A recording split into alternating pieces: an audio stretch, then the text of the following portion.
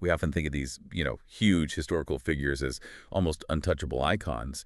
But what if we could look behind that image, see them as people? That's exactly what we're trying to do in this deep dive. We're getting into Louis Fischer's biography of Mahatma Gandhi. And it's not just like a list of dates and events. Right. It's really about understanding his actions, why he did things in the context of his time. Fischer had this unique access. Yeah, he actually knew Gandhi, had access to unpublished stuff. So the goal isn't really to, tear down the myth, but more to trace how this real person evolved. It's fascinating. And it's such a huge life to cover. I mean, from his early years, the influences there, then South Africa, which was so crucial, and obviously leading India's independence. It's quite something to distill. It really is. So our aim today is to sort of navigate that massive story, pinpoint the key influences, the moments that changed things, and the core principles that really defined him and his impact. We want to get beyond just the loincloth and glasses, really grasp the complexity. Okay, so where does this incredible story actually kick off? Well, it really starts with family. His father, Karamchand, and grandfather, Uttam Chand. It seems like certain principles were deeply embedded early on. There's this amazing story about his grandfather's loyalty to Porbandar. Oh, yeah. He apparently chose exile over swearing allegiance to another state. That's real conviction, isn't it? Wow, yeah. That kind of loyalty definitely sticks with you. But young Mohandas wasn't exactly a saint all the time, was he? Oh, not at all. Fischer talks about early rebellion, smoking, even stealing a bit of money here and there to pay for it. Really? Yeah, and wrestling with moral stuff like eating meat. He wanted to seem modern, but then felt he had to lie to his parents about it. It led to this vow, actually, not to eat meat until they passed away. So these internal struggles were happening really early.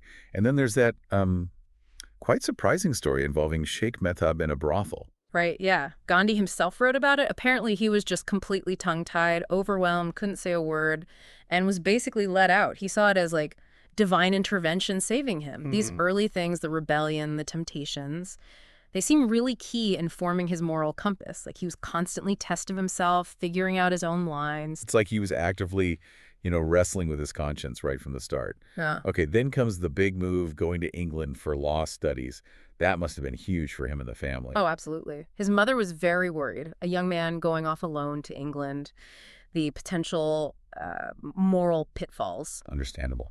What sealed the deal was a Jain monk, Bacharji Swami, and Gandhi taking these solemn vows, no wine, no women, no meat. That was crucial for his mother's blessing.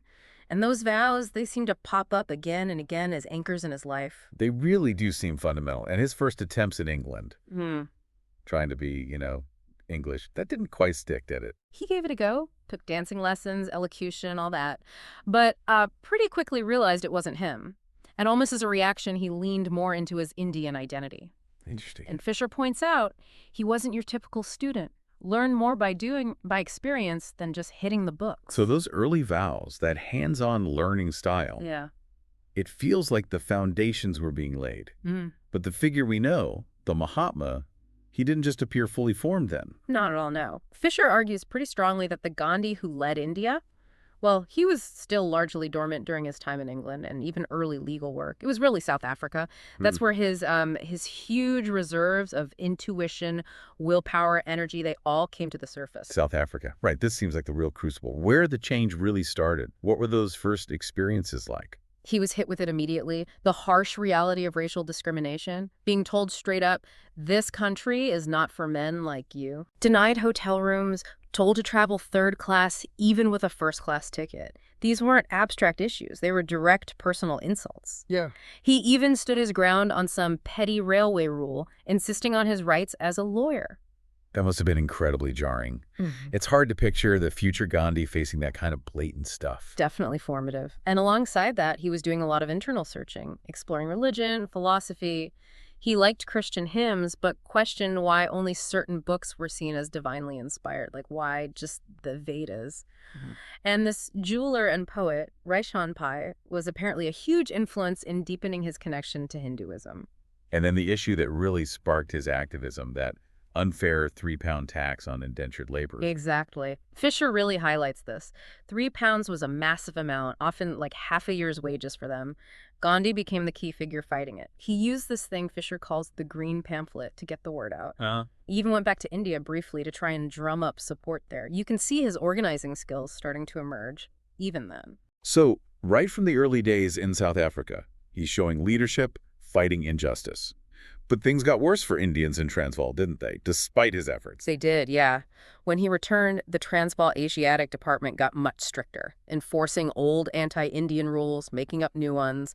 The tension between the white settlers and the Indian community just kept rising. It was a climate ripe for resistance. Yet, in the middle of all of this, he volunteers for the British during the Zulu Rebellion. That seems counterintuitive, given where he ends up. It does look like a contradiction, and Fisher tackles it. Gandhi and a few other Indians served as stretcher bearers, his reasoning at the time. Loyalty to the British Empire, which he then believed existed for the welfare of the world. Huh. So, still some faith in the system at that point. It's complex, shows how his views evolved based on experience. It wasn't an overnight switch. Definitely challenges the later anti-colonial image. And what about that slightly awkward incident with the expensive gifts and the community fund against Custerbai's wishes? Yeah, that story reveals this growing tension, doesn't it? Between his developing philosophy of, like, non-possession and Custerbai's more traditional feelings. He insisted they gave up these valuable jewels they'd received to start a community fund. And she wasn't happy. Not at all. She argued she'd earned them through years of service. They had personal meaning. But Gandhi basically overruled her. It was a big step for him personally towards detachment, even within his marriage. This whole South Africa period really feels like the birthplace of Satyagraha. Can you break down that core idea? Absolutely. This is where it crystallizes. The idea of holding on to truth, Satya, the power of vows, inner strength, unwavering commitment, even facing injustice. He was very clear with his followers about the risks: jail, losing money, deportation. High stakes. Very, but he stressed that sticking to truth and nonviolence was the path to ultimate victory. It's about inner resolve. And the whole business about voluntary versus compulsory registration for Indians, that became a real test case. It did, and his approach was quite strategic. He argued for voluntary registration to show the community's integrity, their willingness to cooperate on their own terms. Okay. But he fiercely opposed compulsory registration by law, saw it as demeaning, as bowing to force. He felt freely choosing to participate was empowering, but being forced diminished you. That took incredible cuts, especially considering he was attacked, nearly killed, right after being the first to register voluntarily. Yes, attacked by some Pathons, including someone he'd apparently helped before. It just shows the real danger he was in, the intensity of the opposition. Unbelievable. And even while recovering, his letters from prison to his son Harilal, they focus on character, on duty, not just schoolwork. Tells you where his head was at. He mentioned reading Emerson, Ruskin, Mazzini, the Upanishads too. You see the blend of influences feeding his resistance philosophy. And connecting with Leo Tolstoy, that must have been huge for developing his ideas on nonviolent resistance. A massive connection, yeah. Tolstoy saw the immense importance of what Gandhi was doing in South Africa, not just for India, but for the whole of humanity, he said. He felt Gandhi was very close to us. Wow. That mutual respect led directly to setting up Tolstoy Farm. Tolstoy Farm? Yeah. Right. So like a practical experiment in living out these ideals. What was life like there? It was designed as this cooperative community. Training ground for civil resistors, teaching a simpler way of life. Communal living was key. Shared rules about diet, started fruitarian, then cut out milk because of concerns about cruelty to cows. Interesting. Shared daily schedules, everyone had responsibilities, teaching the kids. It was all about building self-reliance, resilience. Sounds very deliberate, maybe even a bit radical for the time. And what did Gokhale, the respected Indian nationalist leader, make of Gandhi back then? Gokhale definitely saw Gandhi's determination. He famously said something like, "You will always have your own way," which, really speaks to Gandhi's focus and inner conviction. And even getting arrested and released during protests, that became part of the strategy somehow, showing the power of the movement itself. Exactly. Fisher notes that sometimes Gandhi was almost disappointed to be released unexpectedly. Really? Why? Because he knew that once people truly embraced civil disobedience, the movement didn't just depend on him or any single leader. It had its own momentum, its own power. Okay, so after all these incredibly formative, really transformative years in South Africa, Gandhi finally heads back to India. How did everything he'd learned and experienced abroad shape his approach to the nationalist movement there? Well, his thinking was definitely influenced by figures like Mazzini, nationalism, popular sovereignty, and also utopian socialists thinking about fairer societies. So he was aiming for this balance between individual freedom and national self-determination. Hmm. But interestingly, even while pushing for Britain to leave, he wasn't totally anti-British in a cultural sense. He still saw value there, even advised someone to study at the LSE in London. So it wasn't about cutting every tie, but about India finding its own feet. And his brand of nationalism was pretty distinct, wasn't it? Very. He famously said his patriotism was subservient to my religion, Hmm. and his religion was basically humanity. He rejected that kind of narrow, hostile nationalism. Right. And that broader view was central when he established the Sabarmati ashram. Sabarmati Ashram. Yeah, that name is so linked with the independence movement. What made it different from other, maybe more traditional ashrams? Well, unlike ashrams focused purely on withdrawal from the world, Gandhi's was deeply engaged with the world. It was a base for his followers, yes, but also a hub for action, for social reform. Okay. The focus was on spiritual growth, but through having a healthy body diet, massage, walking were important, all while being actively involved in changing society. A very grounded, practical kind of spirituality. And how did his arrival start changing the Indian National Congress, which was already around? He fundamentally shifted its direction. Before him, Congress was mostly about pushing for gradual reforms, working within the British system, talking to officials. Moderate. Exactly. Gandhi brought in direct action, mass mobilization, and crucially, connecting with the poorest people in the villages. Although it's worth remembering, even early Congress had some British supporters like Hugh and Wedderburn who wanted reform through constitutional means. But Gandhi had a more radical vision pretty early on. His critique of the Congress leadership back in 1916 was pretty sharp. It was very pointed. He told them they needed to stop just debating and actually get out and work with the poorest villagers. He stressed conduct, ethics over just making speeches, and he tackled basic stuff like why are even the temples so unclean? It showed his holistic view. Independence wasn't just political, it was social and moral too. Needed change from the ground up. And he clearly understood the complexities of Indian society, especially the caste system. That must have factored into his strategy. Absolutely. He knew its deep historical roots, the whole structure from Brahmins down to the untouchables. But while seeing the divisions, he also saw caste barriers slowly weakening, especially, in modern settings, and definitely within his own ashram, where people from all castes lived and ate together. Let's shift to some of his key campaigns back in India. Champaran, with the indigo farmers. That seems like a classic example of his methods. It really is. In Champaran, he didn't just rush in and start protests. First thing, meticulous investigation, documenting exactly how the British landlords were exploiting the farmers. Fact-finding first. Precisely. He famously told the landlord's secretary, "I am no outsider," showing he was there to understand the reality on the ground. That careful, evidence-based approach was typical of his early campaigns. That focus on groundwork seems key. And then the Ahmedabad mill workers strike, that's where he undertook his first public fast in India, right? Yes, a really pivotal moment. His fast wasn't just aimed at the mill owners. It was also to strengthen the workers' own resolve, their commitment to nonviolence. Ah, interesting. When some workers wanted to fast with him, he told them no, their job was to continue the strike peacefully. It underlined the power he saw in collective nonviolent action. That commitment to nonviolence, even when people were suffering economically, it's such a constant theme. It's also interesting, around this time, he had his first major illness and had to break that vow about not drinking milk. Yes, he got seriously ill, and apparently the doctors in Kasturbai really pressured him. He reluctantly agreed to take goat's milk. It shows the human side, doesn't it?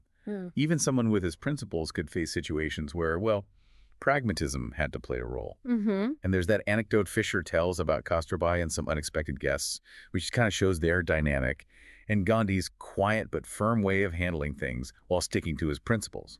All this is happening under established British rule. We should probably remind ourselves of that context. Definitely. Fischer gives a quick rundown the East India Company's rise through battles and political games like Clive at Plassey, systematically exploiting India's resources. There was even this chillingly blunt statement back in 1687 about creating a sure English dominion in India for all time to come. Shows the long game they were playing. And Gandhi's critique of colonialism, it went deeper than just economics, didn't it? He saw it as fundamentally wrong. Oh, completely. For him, it was an inherent insult. The whole idea that outsiders had the right to rule people capable of ruling themselves. It naturally breeds resentment, nationalism. He also argued it deliberately held back Native leadership. Right. And the mutiny, decades before, had left this deep scar on British policy, made them very wary of arming Indians, tightened their grip. So it's this complex mix of control, resistance, shifting politics, and Indian terrorism emerging alongside reform movements that must have complicated things for the British, too. For sure. And the attitudes of some British officials didn't help. Sometimes paternalistic, sometimes openly racist, like Lord Roberts saying Europeans were just inherently superior. That kind of talk just added fuel to the nationalist fire. Mm-hmm. Meanwhile, Indian nationalists were looking outwards too. Seeing Japan beat Russia, the Russian Revolution, it showed European powers weren't invincible. And domestic stuff, like partitioning Bengal in 1905, that was a huge catalyst too. Within the nationalist movement itself, though, there wasn't just one view. The difference between someone like Tilak, focusing on Hindu identity, and Gandhi, always pushing for Hindu-Muslim unity, seems really significant. Huge difference in approach. Tilak was often more focused on the goal of independence, maybe more willing to compromise on the means. For Gandhi, the means were the ends, essentially. Nonviolence, unity, truth, they weren't just tactics, they were fundamental. You could see those tensions playing out. Oh yeah. The 1906 Congress session in Calcutta demanded reversal of the Bengal partition, demanded self-government. But then the very next year at Surat, the Congress actually split between the moderates and the extremists. Shows how deep those divisions ran. Then came the Rowlatt Acts from the British, and Gandhi's call for that nationwide hurdle. That feels like a major escalation, him taking charge nationally. It was huge. The Rowlatt Acts basically allowed detention without trial, a massive clampdown on liberties. People were outraged.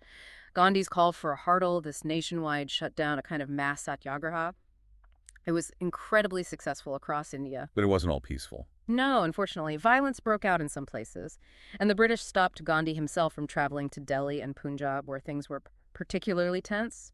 His reaction to the violence, though, he was deeply distressed, undertook a 72-hour fast as penance. Shows how seriously he took nonviolence, even when it was his own side breaking it. And then the absolute horror of Jallianwala Bagh, the Amritsar massacre. That must have just changed everything. It was a shattering event. Firing on unarmed civilians, trapped in that walled garden, no warning. Just brutal, sent shockwaves everywhere. General Dyer's callousness afterwards just made it worse. How did Gandhi react? Strong condemnation, obviously. But interestingly, Fischer notes he also made a point about the brotherhood of Englishmen still holding onto that belief in potential human goodness, even after something so horrific. It's complex. It seems almost surprising, then, that at the Amritsar Congress session later in 1919, he initially supported the Montagu-Chelmsford reforms, given what had just happened. It does seem odd, perhaps tactical, but it didn't last long. The British response to the Dyer massacre was completely inadequate, and the Khilafat movement supporting the Ottoman Caliph was gaining huge momentum. Those two things pushed Gandhi to fully reject the reforms and embrace total non-cooperation. Right. His letter to the viceroy explaining this shift was a real turning point. And then, coincidentally, Tilak died on the very day non-cooperation was supposed to start. Added this layer of profound weight to the moment. After that shift, Gandhi started those incredible extensive tours all over India. What impact did that have? It was immense. Traveling tirelessly, speaking to huge crowds, it connected him directly with ordinary people like never before. Fischer recounts stories of people literally stopping his train just to see him. Wow. It shows the incredible devotion he inspired. The movement gained massive momentum under his leadership. He became the figure people related to across the country. And the British reaction? Predictably, more crackdowns, arrests. Absolutely. By late 1921, something like 20,000 Indians were in jail for non-cooperation. The movement was becoming so powerful that Gandhi was made the sole executive authority of Congress. So all power rested with him. Effectively, yes. Which made his own arrest in March 1922 a massive moment. Around this time, Fischer also mentions Gandhi's views on educating his own sons, prioritizing character over formal training, which caused some friction. Right, while he supported education for other relatives. A bit contradictory, perhaps. It seems that way. Life in the ashrams, too. Fischer paints it as generally serene, but not without its issues. Mentions petty rivalries sometimes cropping up, needing Gandhi to step in. Human nature, even in an ashram. Exactly. And Fischer notes Gandhi's fascination with surgery after his own appendectomy, though he still mostly believed in self-treatment, even recommending some quack remedies sometimes. The Gandhi Das Pact, that was a sort of strategic compromise within Congress, wasn't it? acknowledging the Swaraj Party's approach. He was pragmatic, yeah, trying to keep Congress united. The Swarajists, like C.R. Das and Motilal Nehru, wanted to contest elections, work within the system different from Gandhi's non-cooperation. So Gandhi agreed to that temporarily. He stepped back from leading direct political action for a while, said he wanted to focus on India's purification, social reform, moral upliftment. His view was that real Swaraj, real self-rule, depended on India's inner goodness first. And that constant troubling issue, Hindu-Muslim tension, that was always there, wasn't it? Always a deep concern for him. He tended to see it as a man-made, middle-class, urban disease, believing villages had a history of more peaceful coexistence. His anguish over it led him to that 21-day fast in 1924, purely for Hindu-Muslim friendship. Shows how desperate he felt about the divisions. It does seem like there was this tension in him, the practical political leader versus the spiritual guy, the social reformer. You can see that. He sometimes talked about wanting to influence people through silent work, not just political leadership. His obsession with khadi, the homespun cloth, was part of that. Right, the spinning wheel symbol. It was deeply symbolic. Self-reliance, bridging gaps between rich and poor, city and village. He saw it as the path to real home rule. Even getting people to donate jewelry to be turned into khadi funds, that was a powerful act of sacrifice. His views on violence, famously complex. Advocating nonviolence, but making exceptions for, say, rabid dogs. Yes, that nuance sometimes got him criticized. Fundamentally against hurting humans, but acknowledging tough choices, like self-defense or protecting others from immediate harm. He was also way ahead of his time in opposing child marriage and advocating population control through self-discipline and later marriage. And interestingly, he insisted he wasn't guided by visions or mystical stuff, but by reason on the wing of faith. Despite his growing fame internationally, he kept turning down invitations to America and elsewhere. Why was that? His main reason. He felt he hadn't yet provided a clear enough ocular demonstration of the efficacy of nonviolence in India itself. His work was there, he believed. Until Satyagraha was fully proven at home, he wouldn't preach it abroad. Focused. Very. And the assassination of Swami Shraddhanand, another leader working for Hindu-Muslim unity, that hit him hard, personally, showed how fragile things were. Lord Irwin becoming viceroy in 26 did that offer hope, though it took ages for them to actually meet. Yeah, 19 months before they had a proper meeting, which also included other Indian leaders.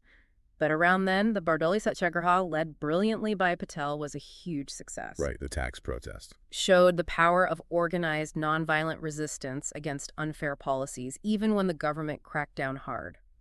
Gandhi watched closely, urged patience, and saw the potential for nationwide Satyagraha. Even things like tea parties between British and Indian leaders were seen as potentially significant. Oh, always speculation about the politics behind any meeting. Gandhi tended to be pragmatic, though. Knew real change needed more than just social niceties. His absolute hatred of violence, Fischer notes, came from Jainism, Buddhism, but also just his deep love for individuals. Brailsford, a writer, even saw female tendencies in him, compassion, the Satyagraha method itself. That letter Gandhi wrote to Irwin just before the Salt March, it's an incredible document, isn't it? Laying out the grievances, stating his commitment to nonviolence. A powerful moral statement. And it led, eventually, to the Gandhi-Irwin Pact.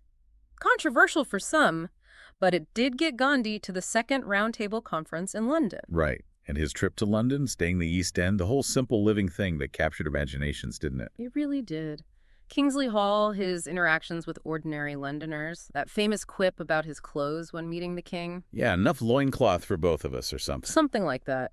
He was focused on winning over the British people, not just the politicians. Made real connections, even went to Lancashire, the area hit hard by the cloth boycott, and talked respectfully with the workers. His schedule was relentless. But the actual conference, it didn't achieve much, especially on the issue of separate electorates for minorities. No, it stalled badly there. Gandhi hated the idea of separate electorates, saw it as divisive, undermining unity, but the British seemed almost determined to push those divisions. The talks broke down. The viceroy basically refused to be dictated to. So back to India, and straight back to prison in 32, you're up to jail again. But even locked up, he kept thinking, writing. He had Patel and Mahadev Desai with him, which must have helped. Read a lot, wrote constantly. That's when he wrote From Europe to Mandir, really exploring his idea of God. Not a person, but like an indefinable power, life, truth, love. reachable through action. Hmm. He even discussed salvation with Stanley Jones, a missionary, arguing it came through disciplined effort. And then the big fast over separate electorates for the depressed classes, the Dalits, that was hugely controversial. Why did he feel so strongly? He saw it as fundamentally wrong, a move that would permanently split Hindu society, permanently segregate the most marginalized. It was a moral issue for him, maybe even more than a political one. Even angering people like Nehru. Initially, yes. Nehru and others felt the main goal was independence, and this was a distraction, or even playing into British hands. But for Gandhi, tackling untouchability was essential for India's soul. The fast was meant to shock the Hindu conscience into rejecting statutory separation. The negotiations with Dr. Ambedkar, representing the Dalits, must have been intense, leading to the Uravda Pact. Very intense. It was a compromise. It scrapped the separate electorates but guaranteed reserved seats for Dalits within the general Hindu vote, with a system of primary elections for those seats for a period. It was a complex deal, needing British approval to replace their original plan. Throughout all this, Gandhi maintained his strong critique of Western industrialism, right? Advocating for something different. Absolutely. He was deeply skeptical of that model, worried about exploitation, alienation, loss of the individual. He championed village self-sufficiency, ethical economics, believed deeply in the dignity of the individual. He also had interesting views on converting people, basically, live your faith. Don't just preach it. Let your actions speak. Even when he officially stepped back from Congress leadership, his influence didn't really wane, did it? People still sought him out. Not at all. Leaders, ordinary folk, everyone still came to him for advice. He wasn't afraid to criticize Congress governments either if he felt they were using force inappropriately. Right. And you have figures like Khan Abdul Ghaffar Khan, the frontier Gandhi, and his Pathan followers adopting nonviolence up in the northwest frontier. Shows how far his ideas reached. World War II, starting in '39, must have been an incredibly difficult time for him, given his pacifism. Hugely complex. Initially, he was against any Indian involvement. But he also saw the danger of fascism. His position became, essentially, India would support the Allies, the UN, if India was granted freedom first. A conditional stance. Yes. Stafford Cripps came in '42 trying to negotiate Indian cooperation, but it failed. Churchill was dead set against dismantling the empire mid-war. Churchill versus Gandhi, quite the clash.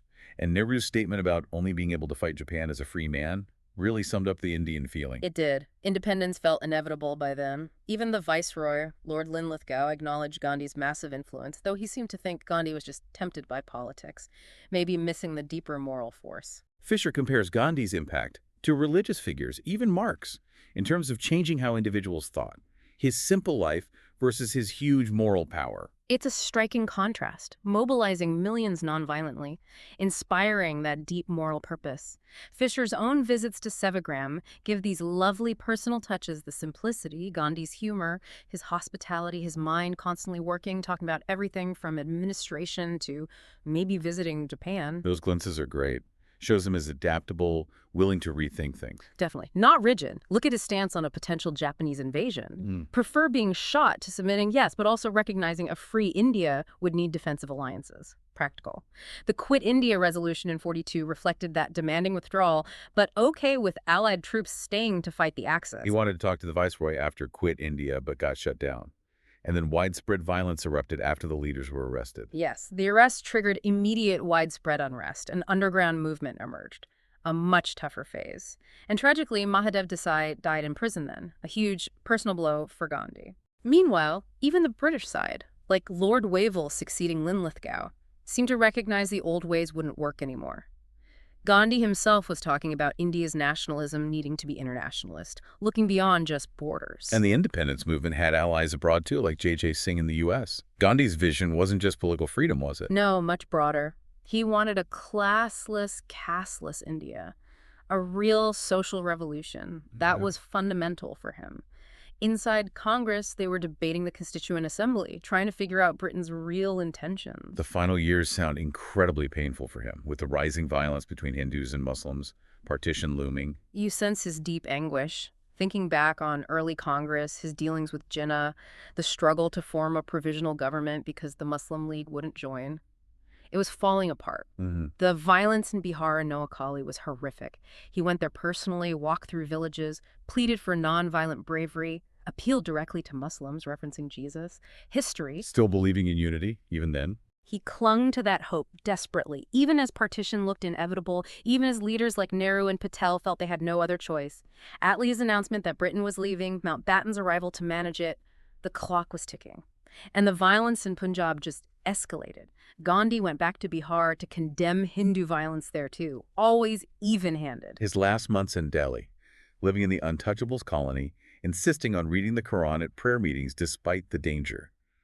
Just unwavering commitment. Absolutely. Still opposing partition in principle, but feeling powerless. He even had that radical idea. Maybe Britain should just leave, risk chaos, hoping it might force Indians to unite somehow. Wow. Mountbatten noted the paradox.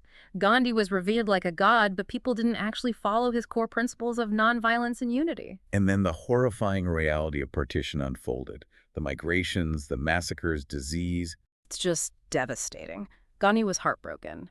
He disagreed with partitioning Kashmir, regretted Nehru going to the UN, wanted direct talks. His final fast, just weeks before his death, was a last, desperate attempt to bring peace, especially for Delhi's Muslims. Even while weak from fasting, Fischer says he found a kind of spiritual happiness. That commitment sustained him. It seems so. The support he received during that fast was enormous, showing his enduring moral power. And then, January 30th, 1948, assassinated. Terrible shock. Profound shock, grief worldwide. His last words, the sheer impact. General Marshall's words, spokesman for the conscience of all mankind, they really resonate. His ashes scattered in the Ganges, the end of an era. So wrapping up this deep dive into Fischer's biography, what are the big takeaways from Gandhi's life? We've seen this incredible evolution, haven't we? Shaped by early life, transformed in South Africa, driven by these core principles, truth, nonviolence. He didn't just free India politically, he inspired movements globally. But, as Fischer shows, he was complex, contradictory, faced immense struggles. Yeah, you really need to get past the icon to understand the man. Fischer's biography gives us that crucial perspective. Absolutely. We hope this journey has given you, the listener, a richer, maybe more nuanced understanding of Gandhi, the forces that shaped him, and why he still matters so much. Right. And maybe a final thought to leave you with. Looking at Gandhi's life, his principles, nonviolence, truth, social justice, which of those feels most vital, most needed in our world right now? And maybe which one feels personally the most challenging for you to actually live out day to day? Something to ponder. We definitely encourage you to check out Fischer's book and continue your own deep dive.